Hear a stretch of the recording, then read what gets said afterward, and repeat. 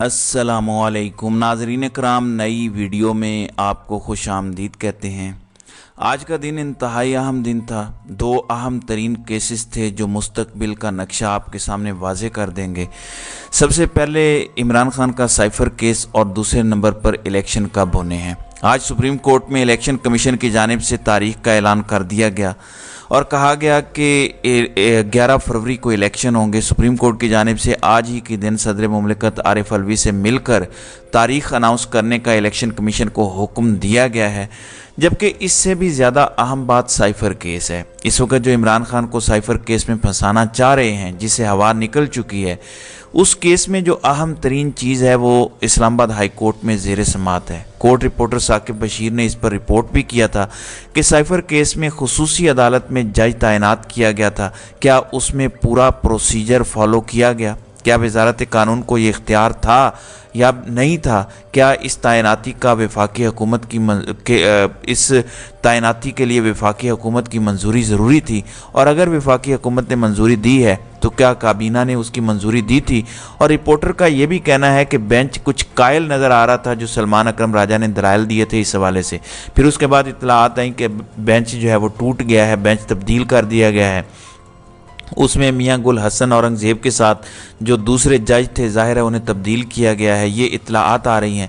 लेकिन ये केस बहुत अहम है। अगर इस केस में मामलात इमरान खान के हक़ में जाते हैं तो फिर स्टे हो जाएगा और फिर साइफ़र मामले को जज अबुल हसनात जुल्करनैन के लिए चलाना मुमकिन नहीं रहेगा। जिस स्पीड से वो चलाना चाह रहे हैं, जिस तरह वो दिसंबर से पहले या कम अज़ कम इलेक्शन से पहले सज़ा देना चाहते हैं, वो मुमकिन नहीं रहेगा। तो ये बहुत सिग्निफिकेंट केस है और सिग्निफिकेंट दिन है जब तक मुनसिफाना फ़ैसले करने वाले जजिस को बेंच छोड़ने पर मजबूर किया जाता रहेगा, इंसाफ नापैद रहेगा। जस्टिस अरबाब ने टिरियान केस में इमरान खान के हक़ में फ़ैसला दिया था और साइफ़र केस में उनके रिमार्क्स इमरान खान के हक़ में नज़र आ रहे थे। बाद में अचानक बेंच छोड़ना बहुत से सवालात छोड़ गया है और इसके ऊपर सलमान अकरम राजा ने इंतहाई अफसोस का इजहार भी किया है। जबकि इस वक्त जो नए बेंच ने दलाइल सुने हैं उसमें यूँ लग रहा है कि इस्लामाबाद हाई कोर्ट जो है वो साइफ़र का ओपन ट्रायल जो है वो करवाना चाहती है। अभी साइफ़र केस की समाअत पीर तक मुलतवी कर दी गई है। देखते हैं कि इस पर क्या फ़ैसला आता है। दूसरी जानिब प्रोजेक्ट नवाज शरीफ लॉन्च हुआ था तो यकीन था और आपको बताया था कि जनरल बाजवा ने इसके हवाले से कुछ इंटरव्यूज़ में कहा था कि जब मियाँ साहब आएंगे तो सारे मसाइल हल हो जाएंगे, सब ठीक हो जाएगा। तो ये तो एक मुकम्मल मेगा डील का हिस्सा था कि नवाज शरीफ कोई इतनी बड़ी तोप है, इतनी बड़ी बला है कि वो आएगा तो कम अज़ कम पंजाब में इमरान खान को काउंटर कर लेगा। सिंध में हमें वैसे ख़तरा नहीं है, वहाँ जरदारी मौजूद है। शहरी इलाकों में हम MKM को दोबारा खड़ा कर देंगे। खैबर पख्तूनख्वा में अगर PTI की हुकूमत आ भी जाती है तो इतनी तोड़ फोड़ के बाद भी तो वो इतना मैटर नहीं करता। खैबर पख्तूनख्वा को हम मैनेज कर लेंगे और उसके लिए आपको मैंने बताया था कि एक ये भी तजवीज़ ज़ेरे गौर है, जिस तरह अफ़गानिस्तान के लोगों को निकाला जा रहा है कि यहाँ से जो गैर कानूनी तारकीन वतन हैं उनको निकाला जाए, उसी तरह से दहशत गर्दी को बुनियाद बनाकर या इसी तरह का कोई बहाना बना के, क्योंकि ओवरऑल इससे सिचुएशन एस्केलेट भी हो सकती है, खैबर पख्तूनख्वा के इलेक्शन पोस्टपोन कर दिए जाएं तो बाकी सूबों में मौजें हो जाएंगी। तो इस तरह के प्लान्स भी ज़ेरे गौर हैं। लेकिन अगर ये सूबा तहरीक इंसाफ ले भी जाती है तो इतना फ़र्क नहीं पड़ेगा। उन्हें गवर्न ही नहीं करने दिया जाएगा। वहाँ पर सिक्योरिटी को बहाना बना के, दहशत गर्दी को बहाना बना के बहुत कुछ किया जा सकता है। तो ये तो एक प्लान का एक तरफ का हिस्सा है। लेकिन दूसरी तरफ ये था कि मियाँ साहब आएंगे, पंजाब में काउंटर करेंगे। वो पंजाब में काउंटर नहीं कर सके। अब नेक्स्ट फेज़ शुरू हो गया है। इत्तलात ये आ रही हैं कि इमरान खान के बेनोई की पहले ज़मानत खारिज हुई, अब दोबारा से एंटी करप्शन जाके अदालतों में बयानात दे रहा है कि हमें तो बड़े पक्के और ठोस सबूत मिले हैं इनके ख़िलाफ़ कि इन्होंने लिया अराज़ी अपने नाम करवा ली थी और ज़बरदस्ती करवाई थी और ये साबका मालिकान के बयानात भी करवा लेंगे। बयान हल्फी इनके लिए लेना कौन सा मुश्किल है। صرف کہیں گے تو آج کل اتنا خوف پھیلا ہوا ہے کہ وہ کہیں گے جو آپ کہیں گے ہم بیانات دے دیں گے. تو آج کل تو یہ ماحول ہے, ہو سکتا ہے بیانات لے بھی لیے گئے ہوں. تو اس طرح سے عمران خان اور ان کے بہنوئی اور بہنوں کے گرد گھیرا تنگ کیا جا رہا ہے. لیکن آخر کیوں کیا جا رہا ہے ایسا؟ اس لیے کہ ایک ایسا مجاہد شخص جس نے پاکستان کو حقیقی آزادی دلانے کا بیڑا اٹھایا ہے, وہ یہ کہتا ہے کہ نہ میں ڈیل کروں گا, نہ ملک سے فرار ہوں گا, نہ بھاگوں گا, پشت نہیں دکھاؤں گا اپنی قوم کو, اپنی قوم کو شرمندہ نہیں کروں گا, تمہاری ان چالوں میں نہیں آؤں گا. اب اس کو پریشرائز کرنے کے لیے حربے استعمال کیے جا رہے ہیں. اس سے پہلے عمران خان کے بھانجے کو, جو حفیظ اللہ نیازی کے بیٹے ہیں, جو عمران خان کے بدترین دشمن ہیں بائی دا وے, لیکن ان کو پہلے گرفتار کیا جاتا ہے, اغوا کیا جاتا ہے, پھر ملٹری ٹرائل کی باتیں ہونا شروع ہو جاتی ہیں. اب ملٹری ٹرائل غیر قانونی قرار دیے جا چکے ہیں, لیکن ابھی تک نہیں پتا کہ وہ لوگ جو ملٹری حراست میں تھے وہ کہاں پر ہیں. تو وہاں جب ٹیکٹک نہیں چلی اور عمران خان نے اسٹیل ڈیل سے انکار کیا, تو اب بہنوں کی طرف بھی بڑھنے لگے ہیں. کیسز تو بنائے ہوئے ہیں بہنوں کے اوپر, لیکن اب گرفتاریوں تک نوبت آ سکتی ہے.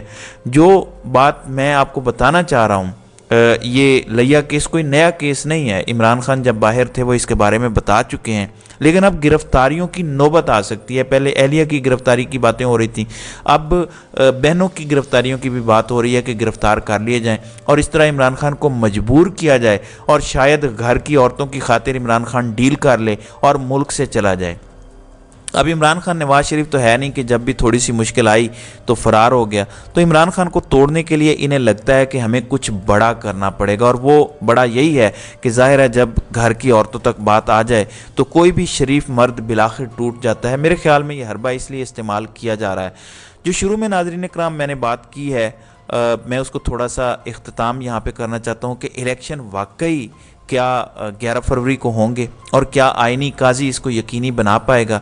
ایک جانب قاضی صاحب کہتے ہیں کہ ضیاء الحق کا نام میرے سامنے نہ لو, 5 سال سے زیادہ کوئی صدر نہیں رہ سکتا, میرے سامنے اسے صدر نہ کہو. بڑا زبردست کانوں کو لگتا ہے کہ یہ بندہ اتنا اینٹی اسٹیبلشمنٹ, اتنا پرو جمہوریت بندہ ہے.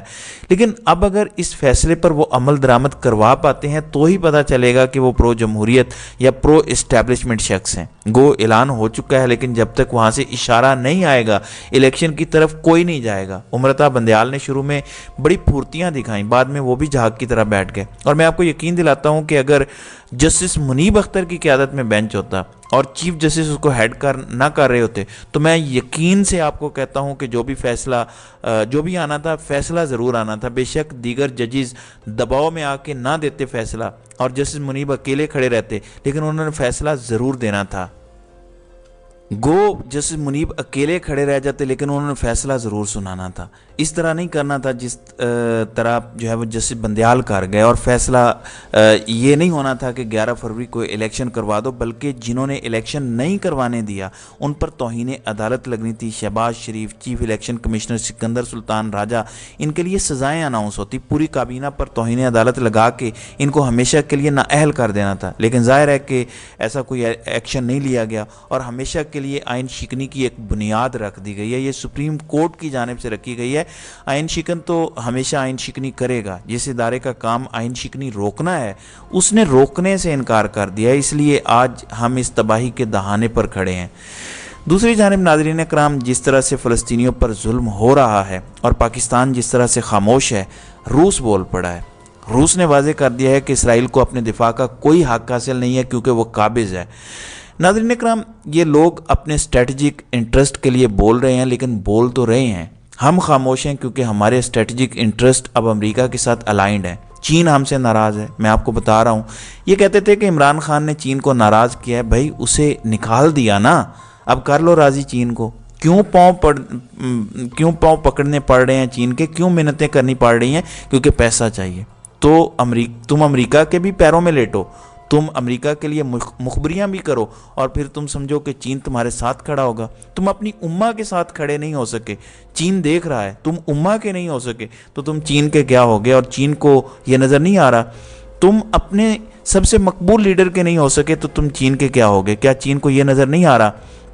تو ان سب چیزوں میں حالات پاکستان کے لیے بہت خراب ہیں، بہت مایوس کن ہیں۔ امید کی ایک کرن ہے کہ انشاءاللہ انہی عدالتوں میں سے کچھ جج جو موجود ہیں، جن کے نام میں آپ کو بتا سکتا ہوں، انشاءاللہ وہ اپنی اتھارٹی سٹیمپ ضرور کریں گے اور یہ ہوتی ہوئی نظر آئے گی۔ اور قاضی صاحب جنہوں نے جوڈیشل مارشل لا لگایا ہوا ہے اور کوئی بھی عوامی نوعیت کا کیس لگانے کی بجائے وہ فیض آباد دھرنے کے پیچھے پڑے ہوئے ہیں، ان کو میرا یہ پیغام ہے کہ اگر تاریخ میں زندہ رہنا چاہتے ہیں اور واقعی اینٹی اسٹیبلشمنٹ ہیں تو موجودہ دور کے مارشل لا کو ختم کرنے میں اپنا کردار ادا کریں۔ تو ناظرین اکرام، آپ کی اس ویڈیو کے حوالے سے کیا رائے ہے؟ آپ اپنی رائے کا اظہار کامنٹ سیکشن میں ضرور کیجیے گا۔